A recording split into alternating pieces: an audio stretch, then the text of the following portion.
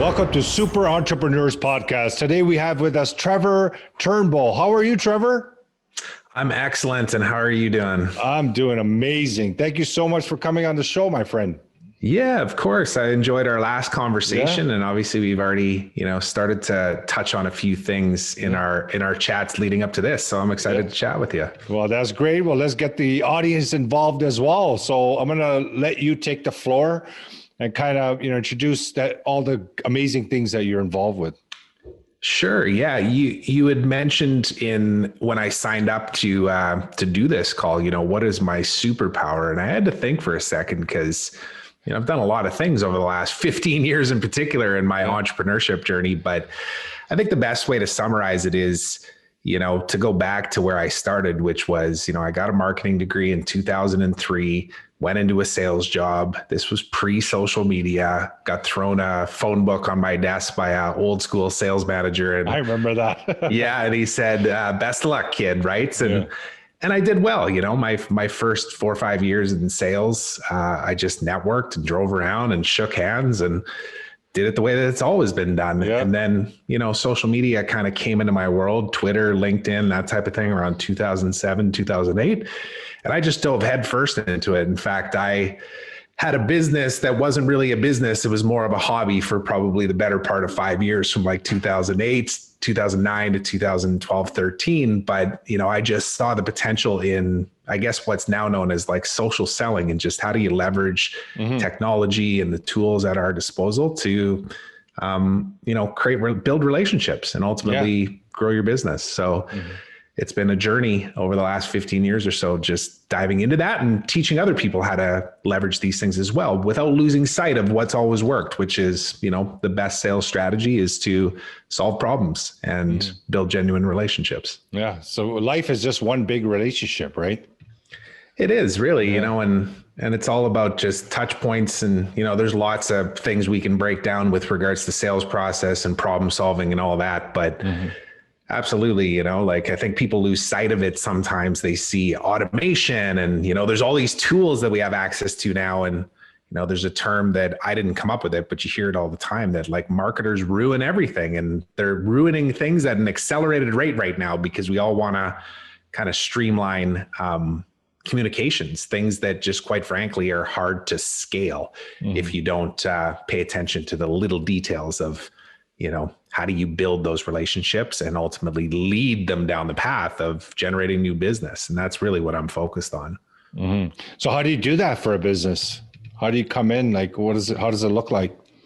Well, there's a few things. Like, obviously I do a lot of training from like a sales enablement perspective. So working both with the entrepreneur coaches, consultants of the world. I also work with sales teams as well.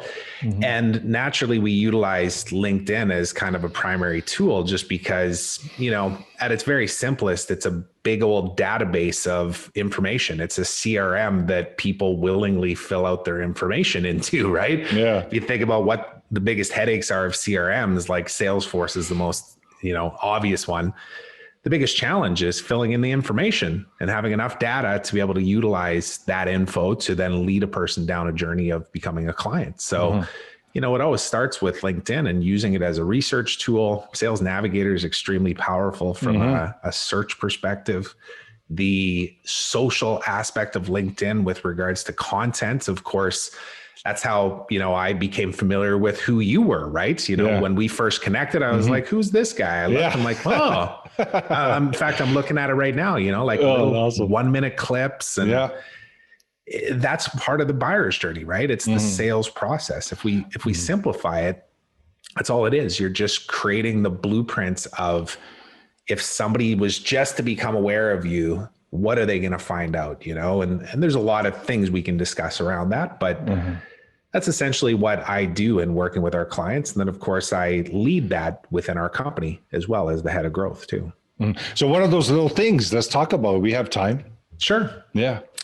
So, just focusing on the LinkedIn stuff in particular, and then we can kind of let it kind of dance from there. But, when you think about prospecting and finding the right clients, I say LinkedIn is the best source because it's that database that gets manually filled up. So when you're doing this proactively, though, and you're reaching out and you're connecting, naturally people are looking back at you to say, who is this person and what are they trying to sell me, right? Yeah, that's our first right away. Mm-hmm. Of course. So the LinkedIn profile, of course, is critical to help explain those kind of things, lead a person down a journey. I talk about this. I wrote an article like 3 years ago called The Messy Buyer's Journey.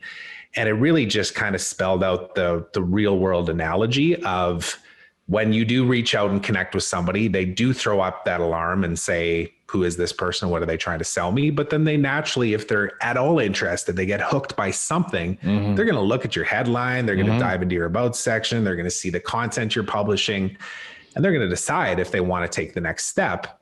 That said, and this is what I wrote in the article, they're also going to get distracted by 100 other things like that, cat video on YouTube. If they're, they're looking at a testimonial and all of a sudden now they're distracted and off in a different direction. And we just have to be aware of the fact that that is the reality. Like, don't fight it. It is what it is. So you just need to create breadcrumbs to allow a person to go down the journey themselves, understand the problems that you can solve. Yeah. And like for me, like anybody that connects with me or approaches me, I have trained myself not to have that barrier, because I feel like that barrier we created because of all our experiences, right? We're always thinking someone wants something from me. They're approaching me, right? Like they have that they wall up, but really it's another human being trying to make a living, and why not give them a minute of your time? Why not listen to them, right? What if that person, I got some amazing stuff that I got involved with because of that kind of situation, having the wall. We lose opportunities, like such amazing opportunities, because we have these conditionings, these early conditionings in us, and they sometimes come from our parents and grandparents. They're all embedded in us that we are like a stranger's coming to us, like when we're kids, we say don't take candy from strangers, right? Same situation start developing into as an adult. But I think we should give a chance to everyone, like just hear them out. Maybe there's something that you could benefit in your life, and at the same time they win too. Everybody wins if you find something good, right? Yeah. Well, and I think what you're speaking about is really the mindset, which is at the core of everything to do with selling or just networking for that matter, right? And with that, of course, is always the time conversation. I think, and I'm not going to say that I'm immune to this. Like, I have the same feelings. I have connected with people in particular over the last 6 months that are just truly like super connectors. And those types of people are the ones, you have a 15-minute conversation with them and they make 4 introductions in that 15 minutes. Like, it's honestly a skill that I'm still developing myself, because I go into a place of like, oh man, how am I going to have time for 4 conversations? And what are these people going to sell me? And I know that's a limiting belief. And as every time I've shifted that and gone towards like, you know what, let me just explore possibilities here. Like, I don't have to sell them anything. They don't have to sell me anything. Let's just see where it goes. And I'm always pleasantly surprised, like our engagement is no different than that, right? It was, I don't even remember exactly how we got connected. I messaged you, I think. Maybe. And we had like a 15-minute chat just to kind of get to know each other. Yeah. It was great. Hit it off. And you connected me with someone too. Like, you connected me with that podcast company, right? Wistia. What was it called? Windjack.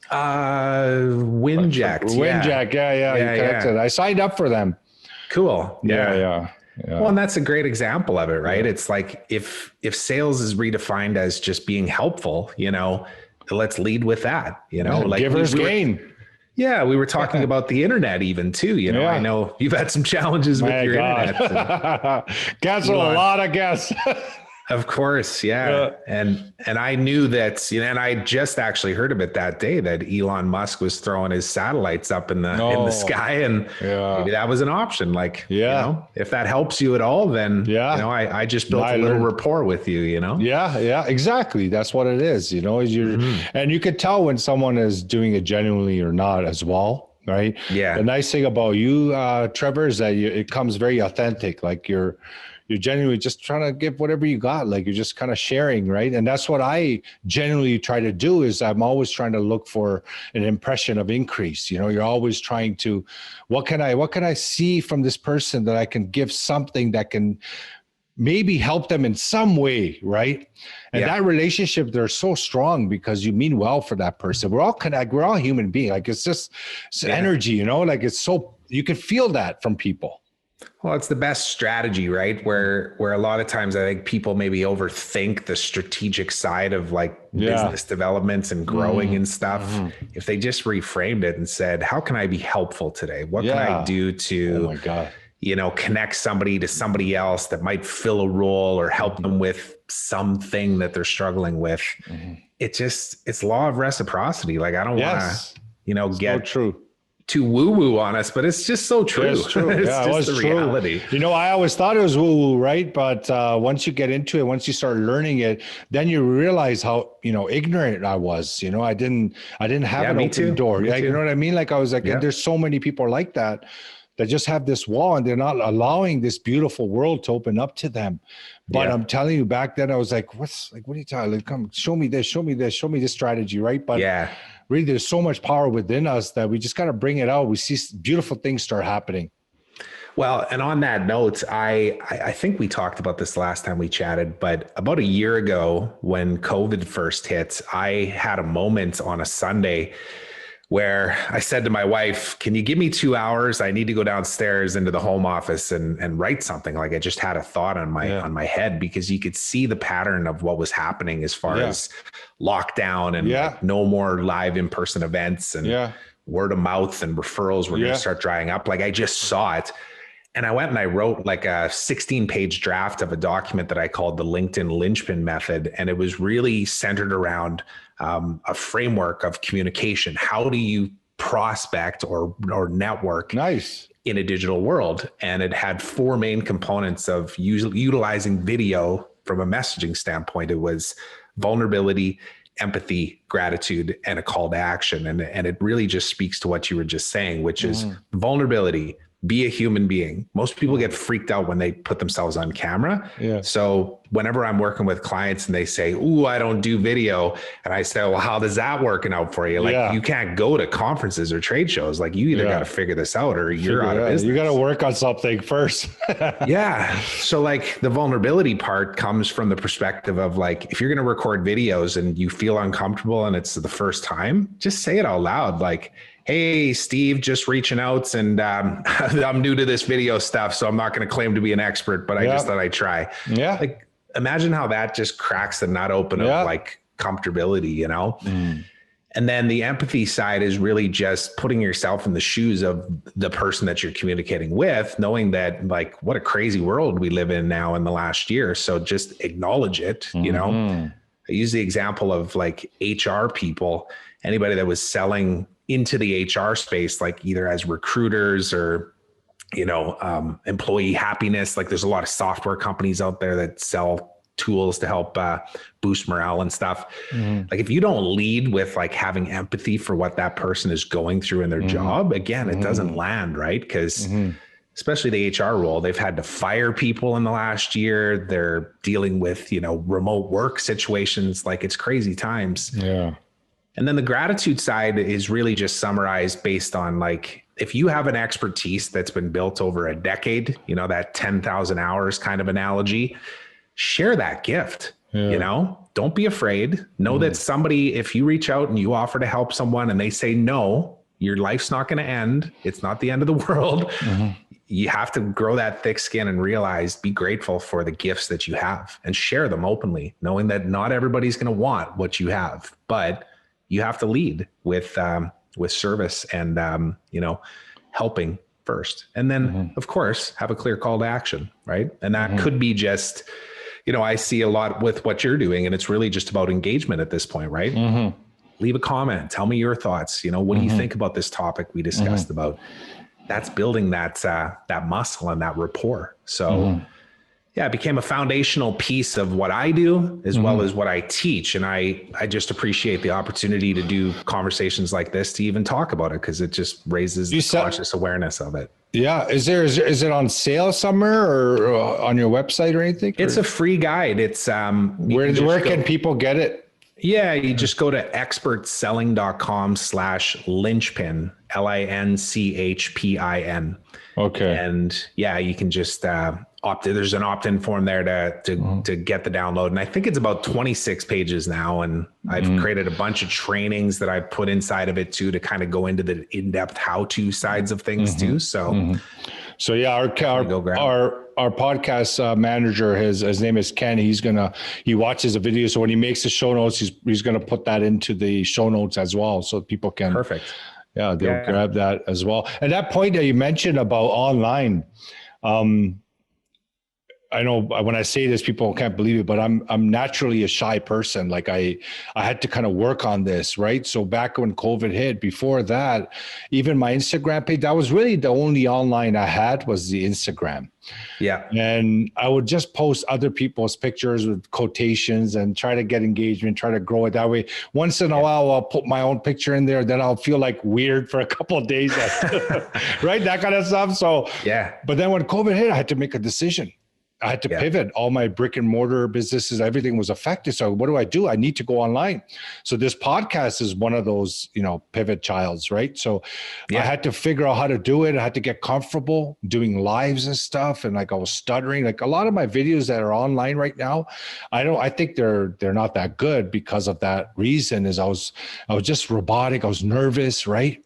Yeah. And I feel so much more comfortable. So that just reinforcing that point, if anybody's listening and everybody's feeling like this, you can overcome anything. Like this is coming in front of the camera, and this is a real problem. I'm telling you, there's businesses that are suffering right now because of this one small point about the camera. Yeah. So come on, just get in the camera, like get comfortable with it. I did a training on this in November last year. Oh, cool. It was called the 3 skills, 3 critical skills you need to master to book enthusiastic pre-sold sales calls. So it was really focusing around sales, but the 3 skills were video, like you're saying, it's like, take the leap, like you said. I actually referenced it in the presentation to say, you're probably in one of these buckets, right? You're sitting back and waiting for the phone to ring and it's not ringing. Like it's true. Like the referrals are drying up, and what you used to do to get business doesn't work the same as it used to, right?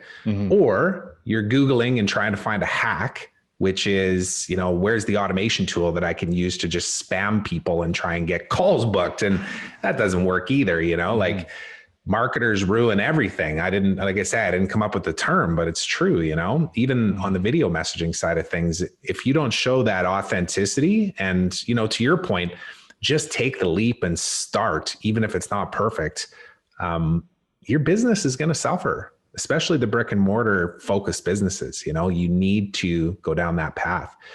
And the other 2 pieces I talked about on the webinar, though, were sales process and mindset. And sales process, just from the perspective of, network with the intention on being of service and helping, but have some intention, of course. What are you selling? Yeah. How does your process work? How can you serve, right? How can you serve? Yeah. What kind of resources can you create to guide a person down to solving a problem that leads them to naturally want to hire you? And then mindset's the thing that we ground everything in. It's like you just, we've talked about a few times already, stepping through the fears of judgments or hearing no from somebody that maybe doesn't want what you have to offer. If we can't push through those things, your business suffers, your personal life suffers, everything suffers. Yeah, it's so true. So it's critical. Yeah. And this part about like mindset, you could tell, like, I record so much. I meet so many entrepreneurs, amazing people, but you could just tell when someone's foundationally about mindset and when they're not.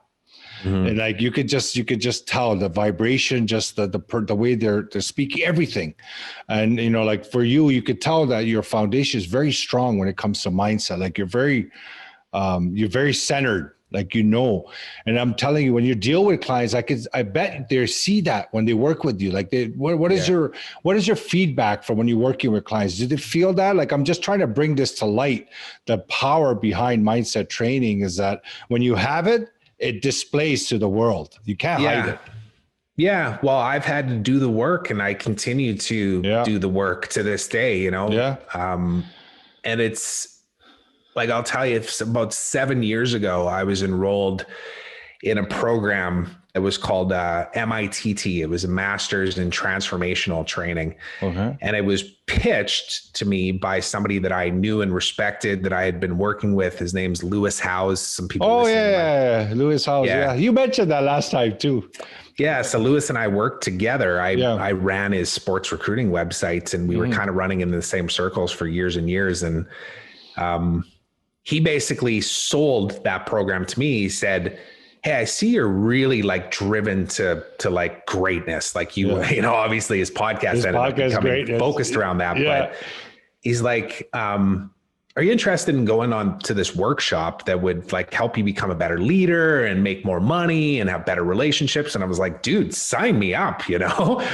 And little did I know, I went to this event that ended up being like a 4-day event. And, you know, the best way to summarize it is I dove into all of the underlying things that were holding me back. Yes, you could tell. Yeah, I spent 3 days punching a chair and screaming about my childhood, you know, and all of the wrongs that had done to me. But then ultimately took ownership. Yeah.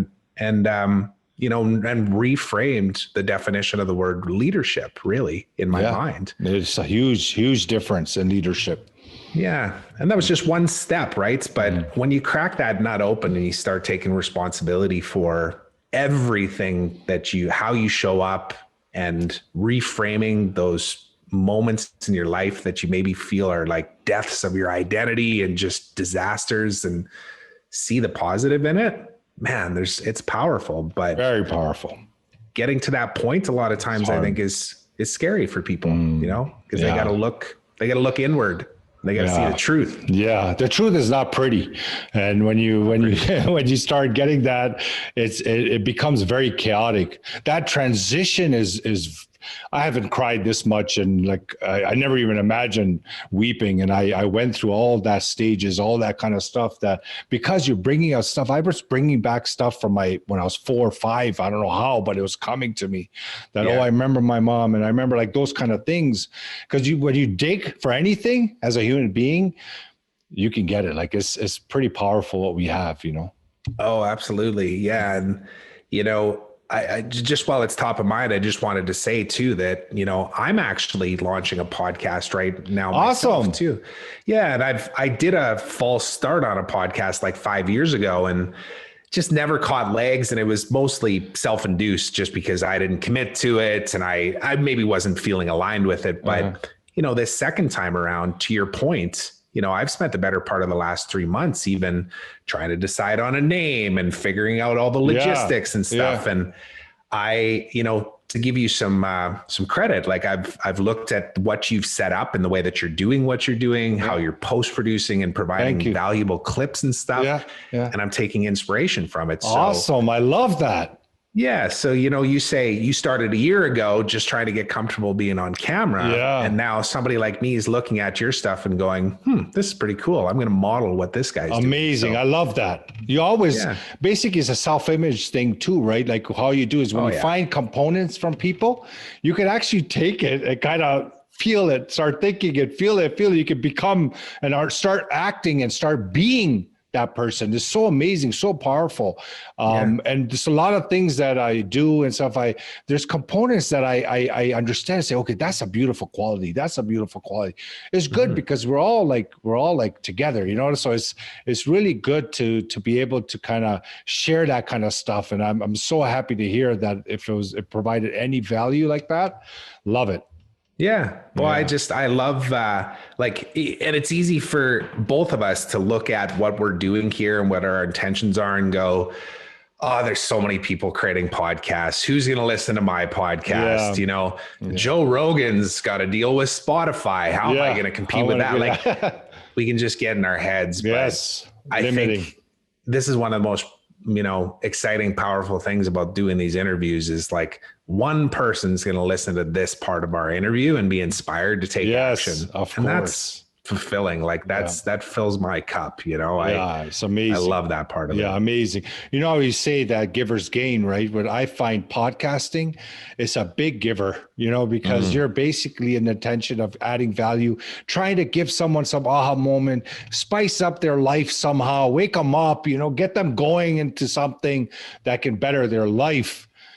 Yeah. And if that happens, good comes to you. And I'm experiencing it in my life. I love it. So I'm glad that you're going this route. May I know the name, or can we all know the name? Yeah, honestly, I juggled this forever because I was thinking like, should I come up with something creative and then you know what? I ended up just landing on using my own name. It's the Trevor Turnbull Show. Yeah. Amazing. That's cool. I'll do segments that'll have different focuses around, the personal side of life and business and, but genuinely speaking, generally speaking, the focus of my podcast is to have great conversations with great people, to be able to tell stories that's of hardship and, Love it. I reference those deaths, like we all have those deaths of identity, physical deaths of, relationships that happen that can easily tear you down, or it can become a part of your greatest strength and a part of your story. And I want people walking away from my interviews saying to me, I've never talked about that before. Amazing. But man, do I feel good getting it out into the world, Amazing. Amazing conduit to that. Yeah. That's great. Absolutely. That's great. Well, congratulations. I love that. I'm so happy for you, Trevor. I know you're going to do amazing. Like I could see people being very engaged and very interested in what you have to say. And I'm sure you're going to add a lot of value. You mentioned about Lewis Howes, right? Yeah. You still talk to him? Yeah.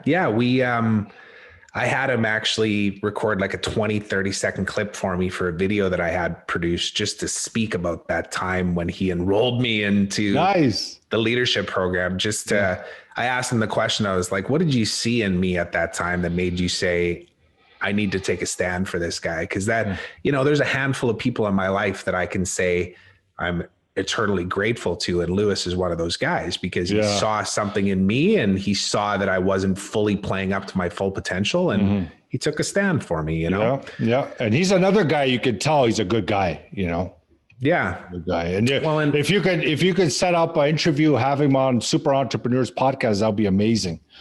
Ask him, send him a text, say, hey, go on. I chatted with him on IG before when I signed up for his program last year.